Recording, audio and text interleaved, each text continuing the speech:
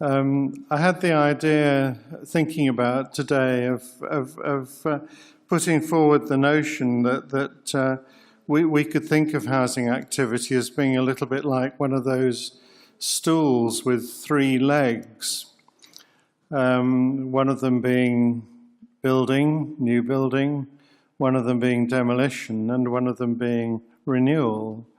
And if you don't have one of the three legs working properly, the stool falls over. So that, I think, will be a bit of the thrust of what we're going to say, obviously recognising many of the difficulties there are in achieving that. So we have two main speakers who are going to introduce the topic, and then we're going to have slightly shorter presentations leading into a roundtable discussion. And without more ado, I'm going to ask the first speaker, Richard Turkington, who is the Director of Housing Vision, to give his presentation. Richard, over to you. Thanks very much, Chris. Good afternoon, everybody. It is excellent to see so many people here. We may be able to organise special certificates for those who've been able to attend this final session. Oh, no. Oh, yes, and Peter has to sign them all. After the fun, something a little bit more serious, but fun is never too far away when you get this group of people together. We wanted to take this opportunity to introduce a project to us, which is about, in fact, 3 years old now. And notice that Christine is here. Chris and I made a presentation at a conference in Cambridge in September 2010, looking at the lessons that could be learnt from area-based housing renewal, specifically in England. And then Jürgen Friedrichs, who's chosen not to be here this afternoon, made a proposal that this was so interesting, it would be a very good idea if we looked at a whole series of European countries and did a comparative analysis. Then he left the room. That's why he's not here this afternoon, because I got very excited about this idea, and Chris did, and we decided to do something about it.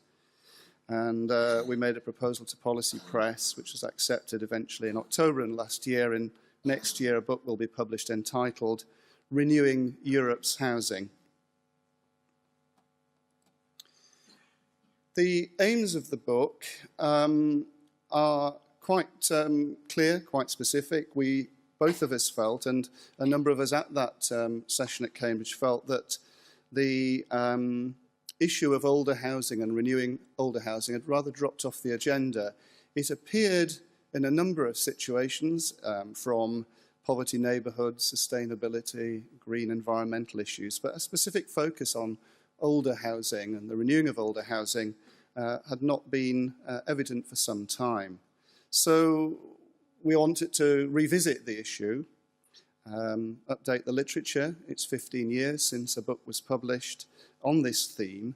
We obviously wanted to do it as a contemporary account, looking forward in particular. That's a very strong emphasis of our approach, and provide a comparative account of the experience of housing renewal in a range of countries. And of course, choosing those countries is always difficult, but first of all, you ask your friends and you get them to say yes before they know what they're actually saying yes to.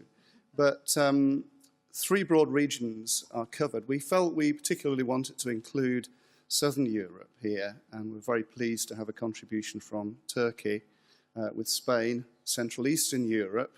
We slotted Germany into Central Eastern Europe, which is a bit challenging at times. Estonia, Germany and Hungary, and the old faithfuls in Northern and Western Europe, as you can see there. Why now? Why did we particularly feel that we wanted to address these topics? It wasn't just about the neglect. Well, neglect is putting it a bit strongly, but it wasn't just that we felt this issue had gone out of focus, but things have changed quite significantly in the last 15 years in the context for looking at housing renewal. And I've indicated there what we felt were the five most significant factors. The whole debate about energy use, energy cost, the need for greater efficiency, brings older housing very much into focus. The issue of climate change and CO2 emissions, where older housing is responsible, certainly in Northern and Western Europe, for significant amounts of CO2 emissions, either directly through heat loss or through the generation of energy. And of course, in this, as we got the book going, we were surrounded by stories of public policy withdrawing, the belief that the market would solve all our problems. I'm sure it will eventually. And it's just seemed a very good time to take stock and to look at, did we have experience across Europe in terms of forms of intervention which we could learn the lessons from. And lurking behind all of this are the familiar problems that if we don't do things about our older housing stock, technical problems, social problems, and associated health problems will continue to increase. We started out and have started out in terms of defining the situation. What do we mean by problems and what do we mean by solutions? And that's always very interesting when you get a group of people comparatively looking at the same issue. And the first thing, of course, to say is one person's problem is another person's home, and something that we've relearnt recently in the UK or in England through a market renewal policy which brought demolition back onto the agenda. It's also very clear that it was possible in some countries to talk about housing renewal and people knew what you meant, but in other countries, urban renewal or regeneration was the focus within which housing renewal found a place. As always, and I'm afraid we're rather guilty of this, the visible problems of housing quality and condition are, well, they're visible in urban areas and are less visible in rural areas. And certainly in England, some of the worst housing conditions are in rural areas in very picturesque locations. And I'm hoping we can say something about rural problems, but don't hold your breath, really. Of course, we're not just talking about older housing. We're talking about housing which was intended to be modern, influenced by modernist ideas from the 1960s, 70s, 80s that may well be in need, indeed it is in need of renewal. So in terms of defining the problems, we've got some things to say about that. In terms of solutions, this has proved very interesting. In terms of the acceptability of options from retention of housing to simple neglect to demolition, and in there lurk conservation, preservation, gentrification. And one of the things that we're looking at is the extent to which there are cultures of retention or cultures of demolition which may apply across the housing stock or more specifically by tenure. And an interesting one is simply cultures of neglect. Levels of neglect which we might see in Southern Europe would be so visible, or they are visible, they just wouldn't be acceptable in other contexts. And that's quite an interesting dimension, I think. And I've listed the terms. It's always great when you invite people to write chapters and you say it's called housing renewal and they don't use the word housing renewal once. Neither do they use the word renewal, and that's always a bit interesting. But I've listed there the various terms that people have used, improvement through to makeover. I've added that. I'll say a little bit more about that. And you know, my temptation is always initially just to edit it and change them all to renewal. I've done that quite a lot, actually. But they do mean different things, and they do sit within their own context, and some fit more with the urban agenda and some fit more with a housing agenda. The makeover one, I think, is interesting because in a number of countries, the idea of providing houses with a makeover, where you change the appearance of it, has become a minor industry in its own right, and is very interesting, I think, in terms of looking at options for improvement. These, of course, may be very superficial, but you know, everybody would like a black sofa in their house, it would appear. Data, comparative data, is quite limited.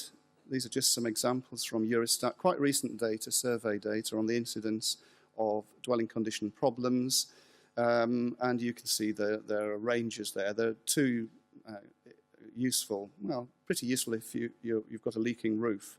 The England figure was 14%, and I thought, there can't be 14% of homes in England with a leaking roof until I realised my roof was leaking. So which I don't know what to make of that really. Lacking a bath, shower or flushing toilet. It has been repaired, by the way, but it was a bad leak and it stained a wall. Lacking a bath, shower or flushing toilet sounds a bit more serious really, and we've got a range of figures there. So there's some data around, but good comparative data is tricky, and that's one of the challenges for us, I think. So what kind of unifying themes have emerged in terms of problems? And Monty is going to talk about policies and approaches, or at least I hope she is. Technical problems, it's a familiar starting point, really. 19th century urban housing has been the focus in many northern and western countries in terms of housing renewal.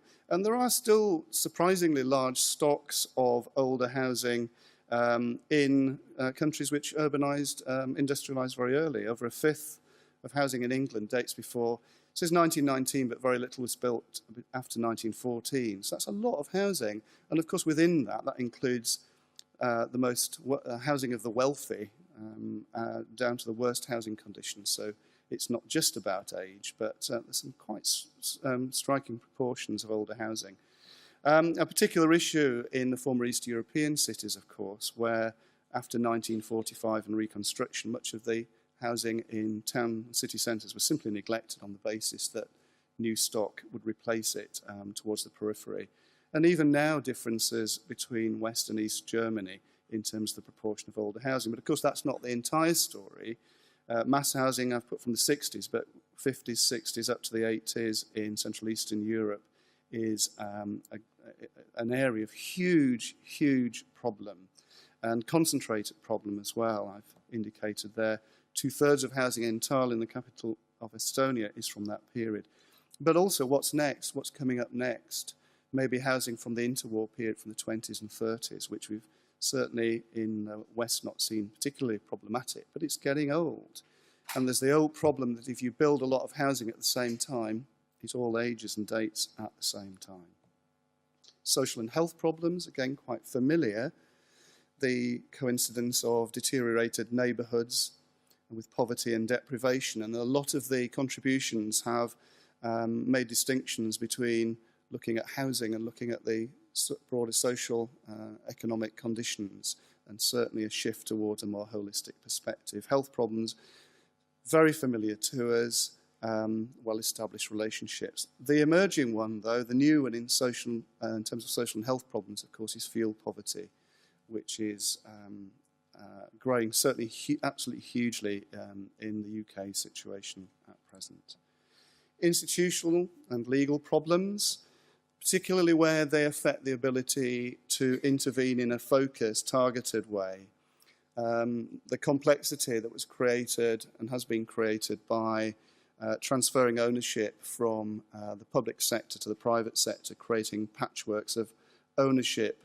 The right to buy in England, of course, has been the problem there, double-edged in terms of people invest who've bought their homes perhaps, but the older housing was left behind, which has been actually the subsequent focus for action. But the impact of restitution and privatisation in post-socialist countries, and also in those countries, the really incompetent way in which ownership was dealt with in the early 1990s, where separations of ownership of blocks, land and apartments have created an absolute nightmare in terms of the ability to intervene. Policy constraints, reconstruction in the West and in northern countries was often followed by renewal, but as I've mentioned already, renewal just often didn't happen at all in Central Eastern European countries. And there are these huge stocks of older, completely unimproved housing in the centre of otherwise very attractive cities. Budapest, Prague would be two good examples of that. And now, of course, we've got the shrinking away of renewal policies, which developed very strongly in the 90s and the 2000s. The assumption that market solutions, I don't know who's assuming this, I suppose everybody is on the right wing, really. But, we're looking after austerity. What's going to come next? There's a danger of being frozen in the headlights. And final slide, in terms of unifying themes, the potential of renewal, what can we get from this? And Obviously, issues about energy use, efficiency and climate change. We're getting smart at retrofitting housing, of building new life into housing, thermal innovation. Health gains can be immense from improving housing. There's the opportunity to achieve a better match between housing stock and people's requirements as we move towards more smaller households, and a growing interest in the economic benefits of renewal activity. It's very interesting to find in Denmark at the moment that the policies to deal with problem estates are being really very significantly extended to include more estates, simply on the basis that that kind of investment brings economic activity close to home, improving homes, building homes. It has very much local economic benefit. Okay, thanks very much.